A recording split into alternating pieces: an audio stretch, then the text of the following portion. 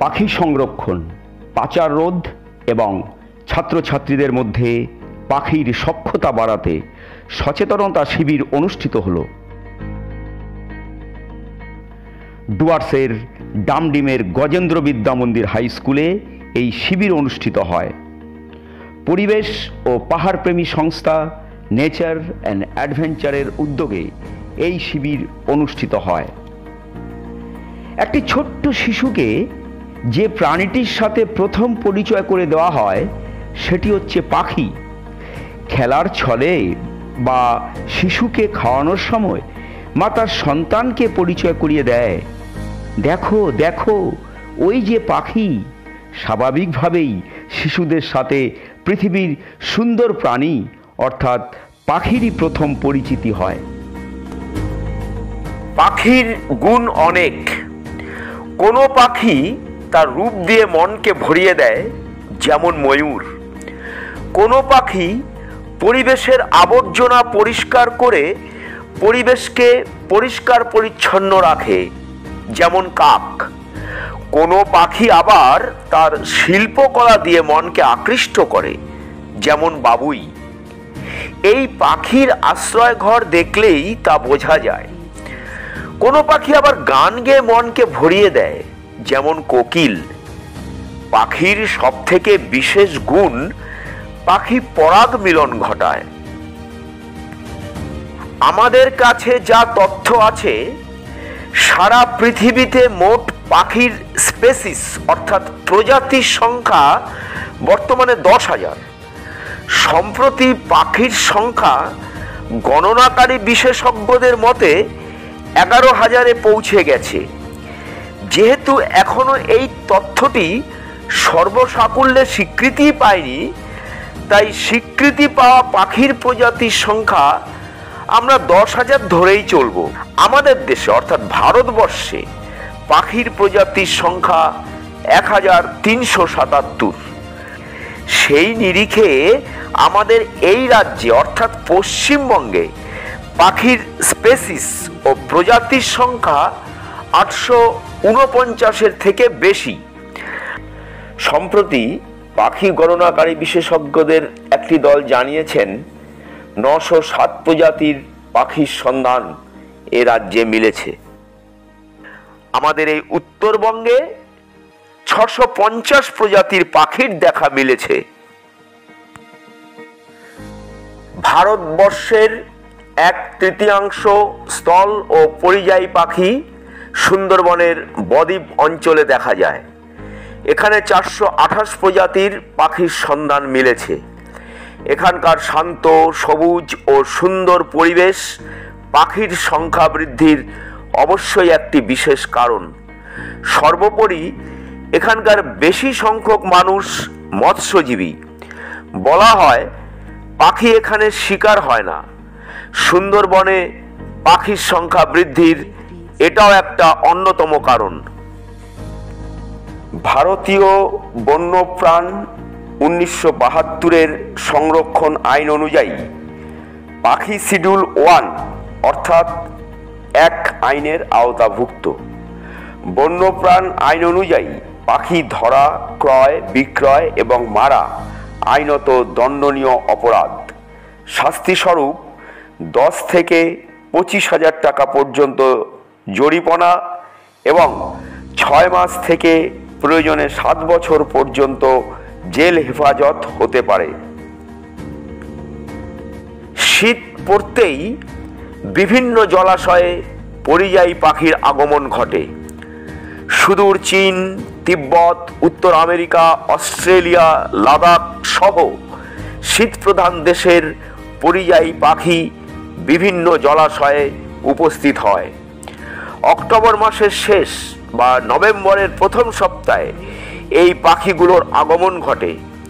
2.5 থেকে 3 মাস থাকার পর নতুন করে বাচ্চা ফুটিয়ে এই পাখির দল আবার যে যার আস্তানায় ফিরে যায়। উত্তরবঙ্গে বিভিন্ন জলাশয়ে শীত পড়তেই প্রচুর পরিযায়ী পাখি উপস্থিত হয়। মালদার পঞ্চানন্দপুর, রায়গঞ্জের কুলিক, কুলিককে অভয়ারণ্য বলা হয়।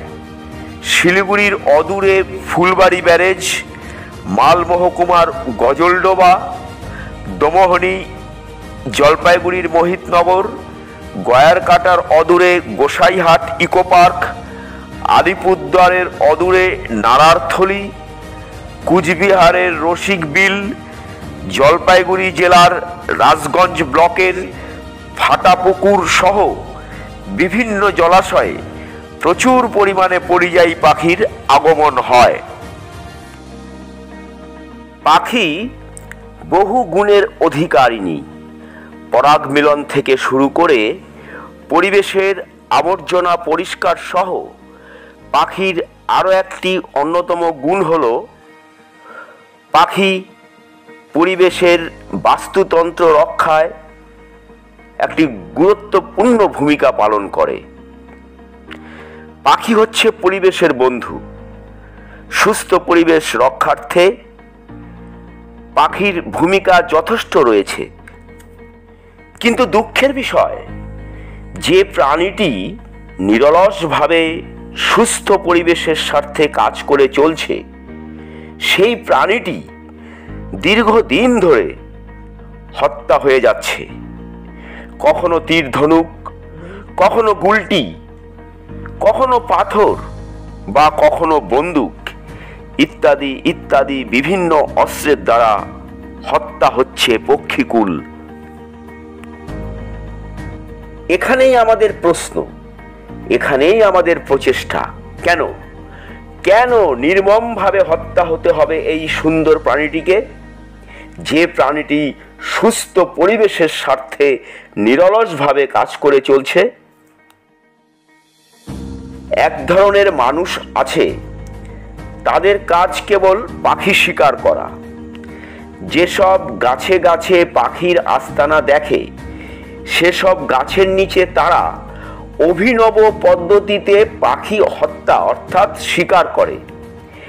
ব্যাগ থেকে রশি আবৃত ছোট ছোট সরু বাঁশ যোগ করে বেশ লম্বা বানিয়ে শেষ প্রান্তে অর্থাৎ উপরে তীরের ফলা লাগিয়ে খুব সূক্ষ্ম উপায়ে নিচ থেকে পাখিকে নিঃশব্দে হত্যা অর্থাৎ শিকার করে ব্যাগে ভরে চম্পট দেয়। আচ্ছা, বলতে পারবে কেন এই সুন্দর প্রাণীটি এভাবে দিনের পর দিন হত্যা হবে?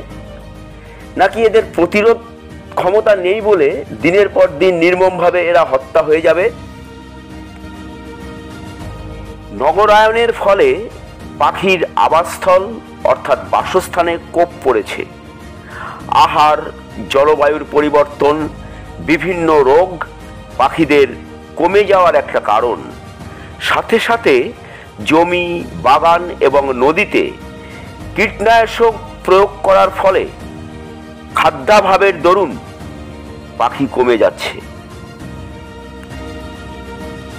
সব থেকে বিস্ময়ের ব্যাপার, মানুষের কুসংস্কার এবং অন্ধবিশ্বাসের জন্য বহু পাখি পৃথিবী থেকে বিদায় নিয়েছে। জানা গেছে 133 প্রজাতির পাখি ইতিমধ্যে পৃথিবী থেকে হারিয়ে গেছে। যেমন শকুন একটি পাখি, তোমরা হয়তো পাখিটির নাম শুনে থাকবে। হিন্দিতে যাকে বলা হয় গিধ, ইংরেজিতে ভালচার। এক সময় এই ধরনের পাখিগুলোকে বড় বড় গাছের মগডালে বসে থাকতে দেখা যেত। মানুষের অন্ধবিশ্বাস আর কুসংস্কারের জন্য এই পাখিটি আজ হারাতে হারাতে প্রায় শূন্যে এসে দাঁড়িয়েছে। এভাবেই শকুনের মতো বহু পাখি মানুষের অন্ধবিশ্বাস আর কুসংস্কারের শিকার। মানুষের শকুনের বিষয়ে অন্ধবিশ্বাস ও কুসংস্কার এমনই ছিল যে শকুন যদি কারো বাড়িতে বসে তবে সেই পরিবারের নাকি বড় ধরনের অকল্যাণ হবে। এই ভুল ধারণার বশবর্তী হয়ে মানুষ নির্বিচারে এই পাখিগুলোকে হত্যা করেছে। এই পাখির মূল খাবার মরা গবাদি পশু। গবাদি পশু, গরু বা ছাগলের জ্বর হলে পশু বিভাগ থেকে ডাইক্লোফেনিক নামক এক ধরনের ঔষধ প্রয়োগ করা হতো, যে ঔষধটি সরকার থেকে পুরোপুরি ব্যান্ড অর্থাৎ নিষিদ্ধ করা হয়েছে। মৃত গবাদি পশু এই পাখিগুলো আহার হিসাবে গ্রহণ করার পর পাখিটির প্রথমে কিডনিতে গুড়ি গুড়ি, ঠিক যেন পাথর আকারে দানা দানা সমস্ত শরীরে ছড়িয়ে পড়ত। ফলস্বরূপ ডিসারেল নামক অসুখে এই পাখিগুলো হারিয়ে গেছে। শকুন মরা গবাদি পশু ও অন্যান্য প্রাণীর মৃতদেহ খেয়ে পরিবেশকে পরিষ্কার পরিচ্ছন্ন রাখে। এই জন্য শকুনকেও পরিবেশের অন্যতম বন্ধু বলা হয়।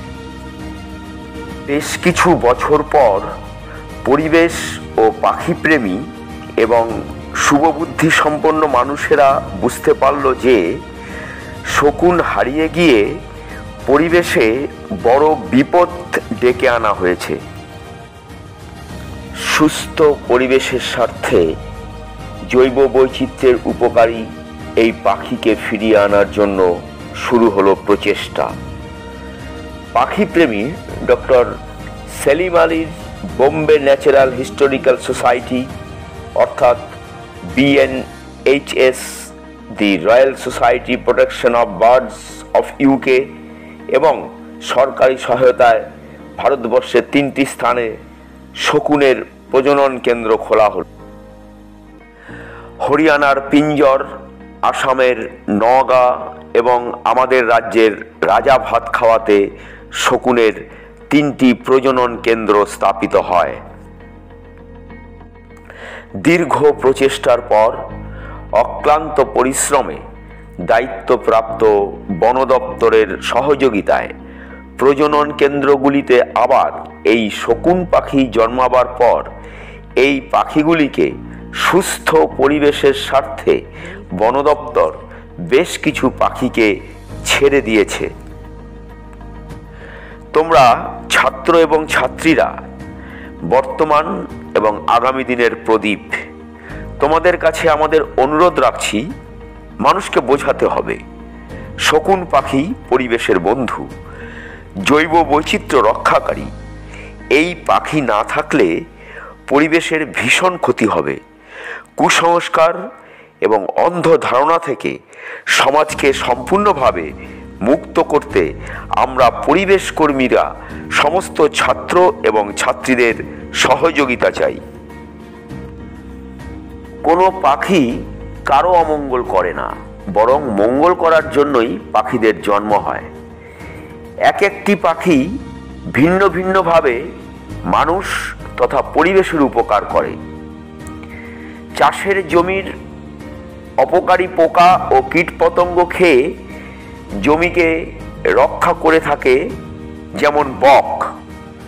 বাড়ির অপকারী পোকামাকড় খেয়ে ঘরবাড়ি পোকামাকড়ের হাত থেকে রক্ষা করে, যেমন ডাউক পাখি।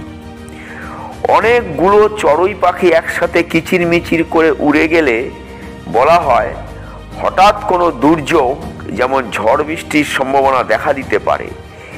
এইভাবে বিভিন্ন পাখি বিভিন্নভাবে পরিবেশের তথা মানুষের উপকার করে। বেশ কিছুদিন ধরে শুনতে পাওয়া যাচ্ছে রাতের বেলায় কিছু পাখি ডাকলে নাকি অমঙ্গল হয়। তারপর যা হয় তাই ঢিল ছুঁড়ে বা গুলটি দিয়ে যে স্থানে পাখিটি আছে আঘাত করে দূর হ বলে নাকি তাড়িয়ে দেওয়া হয়।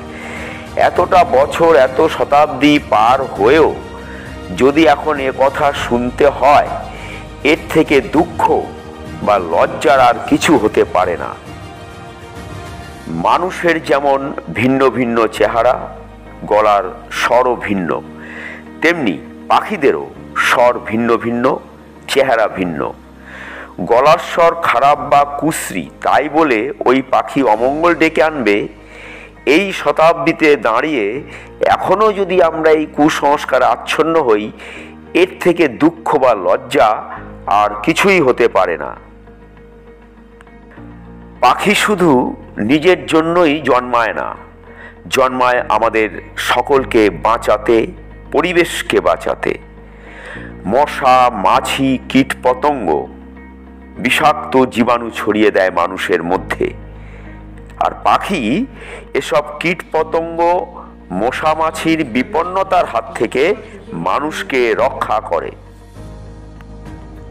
পাখি যেমন আবর্জনা পরিষ্কার করে এবং পরিবেশকে পরিচ্ছন্ন রাখে, শুধু তা নয়, পাখি ফল খাবার পর বীজটি আবার অন্যত্র ফেলে দেয়, যার ফলে আবার নতুন বীজ অঙ্কুরিত হয়ে নতুন উদ্ভিদ অর্থাৎ গাছের জন্ম হয়। অর্থাৎ জীবনে বাঁচার জন্য যে জিনিসটি আমাদের সব থেকে বেশি দরকার, অক্সিজেন, তার ব্যবস্থাও করে দেয় পাখি। পরাগ সংযোগ ঘটানো এই প্রাণীটি পরিবেশের বাস্তুতন্ত্র রক্ষার জন্য একটি অপরিহার্য প্রাণী। তাই তোমাদের মতো সমস্ত পড়ুয়াদের কাছে আমাদের বিনীত অনুরোধ, সুস্থ পরিবেশের স্বার্থে, আমাদের সকলের স্বার্থে সম্মিলিতভাবে পাখিকে রক্ষা করার জন্য এগিয়ে আসতে হবে। তোমাদের কাছে একটি বিশেষ অনুরোধ রাখছি।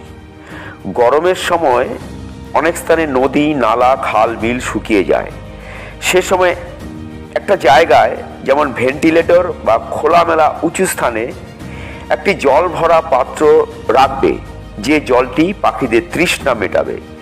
এবং খাবারের পর সহজ সাধ্য, যেমন ভাত, রুটি বা বিস্কুট পাখিদের দেওয়া অবশ্যই উচিত। দেখবে অদৃশ্যভাবে আশীর্বাদ তোমাদের উপর বর্ষিত হবে। শুভ বুদ্ধি সম্পন্ন মানুষের সাথে সাথে আমরা একথা মনে প্রাণে বিশ্বাস করি। বহু বছর ধরে আমাদের এই অঞ্চলের বিভিন্ন এলাকা থেকে বহু পাখি চোরা কারবারিদের মাধ্যমে পাচার হয়ে যাচ্ছে। এটাকে বন্ধ করার জন্য আমরা সকল ছাত্রছাত্রী সহ সমস্ত শ্রেণীর মানুষের সহযোগিতা চাই। এসব চোখে পড়লেই থানা বা বন দপ্তরকে জানাতে হবে। দীর্ঘ বছর ধরে পরিবেশ প্রেমী সংস্থা নেচার অ্যান্ড অ্যাডভেঞ্চারের পক্ষ থেকে উত্তরবঙ্গের বিভিন্ন স্থানে, বিশেষ করে শিক্ষাঙ্গনে, ছাত্রছাত্রীদের মধ্যে পাখি সংরক্ষণ, পাচার রোধ এবং পাখিদের সাথে সখ্যতা বাড়াতে সচেতনতা শিবির অর্থাৎ সচেতনতামূলক কর্মশালা করে চলেছে। সেই কর্মসূচির অঙ্গ হিসাবে আজ ডামডিমের শিক্ষাঙ্গন গজেন্দ্র বিদ্যা মন্দির হাই স্কুলের পাখি বিষয়ক সচেতনতা কর্মশালা অর্থাৎ শিবির অনুষ্ঠিত হলো।